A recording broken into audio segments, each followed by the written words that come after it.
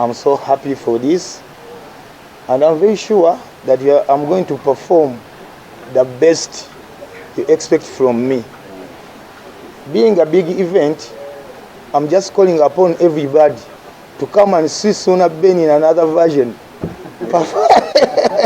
Yes, I'm calling upon all my fans to come and see Ssuuna Ben in another version.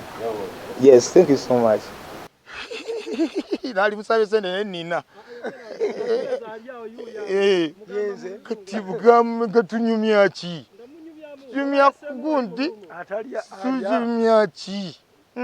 Sirina mbozi nyinza kuluja nyinza kunyumya naye katunyumye kuki musajja asala eriyo nesi amawanga n'amawanga mugamba big up atunyumye kino omusajja oyo abasajja bakogeza oluzungu bane mwe bale kunsabira naye mundabye nkulu kuso oluzungu wali nange nengamba zani ono kiki ekiri wano ne nyangu wanendu salako mangu nengamba tibagamba nti bali ku BBC gye balaba kati bakowola abawagizibo ngamba ita mu luzungu ngamba ita mu luzungu kakati kita sirinako buzibu. Ladies and gentlemen,